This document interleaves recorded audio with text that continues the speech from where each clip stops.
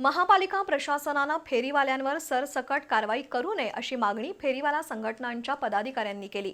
तर बायोमेट्रिक कार्डधारक वगळता अन्य फेरीवाल्यांवर कारवाई होणारच। तसंच वाहतूक कोंडीत भर घालणाऱ्या शहरातील मुख्य चौकातील फेरीवाल्यांवर सुद्धा कारवाई अटळ आहे अशी भूमिका महापालिका आयुक्तांनी घेतली आहे। त्यामुळे पुन्हा एकदा कोल्हापुरात फेरीवाले विरुद्ध महापालिका प्रशासन यांच्यात संघर्ष उद्भवण्याची शक्यता आहे।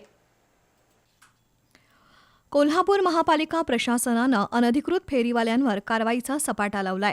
आयुक्त डॉक्टर राजेंद्र भारुड यांनी अतिक्रमणधारकांवर कारवाईची मोहीम अधिक तीव्र करण्याचे आदेश चारही विभागीय कार्यालयांना दिलेत। त्या अनुषंगानं बुधवारी फेरीवाला संघटनेच्या शिष्टमंडळानं आयुक्त डॉक्टर भारुड यांची भेट घेऊन चर्चा केली।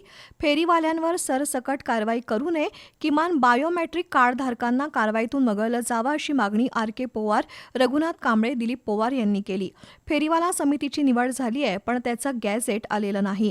त्यासाठी महापालिका प्रशासन का पाठपुरावा करत नाही अशी विचारणा रघुनाथ कांबळे यांनी केली।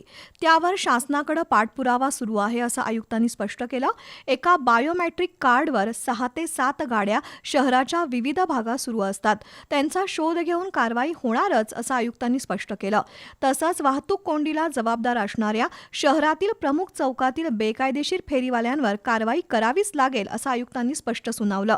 त्यावर अशा फेरीवाल्यांवर कारवाई करायला कुणाचंही दुमत नाही, पण फेरीवाल्यांवर सरसकट कारवाई नको असं फेरीवाला संघटनेच्या पदाधिकाऱ्यांनी सांगितलं।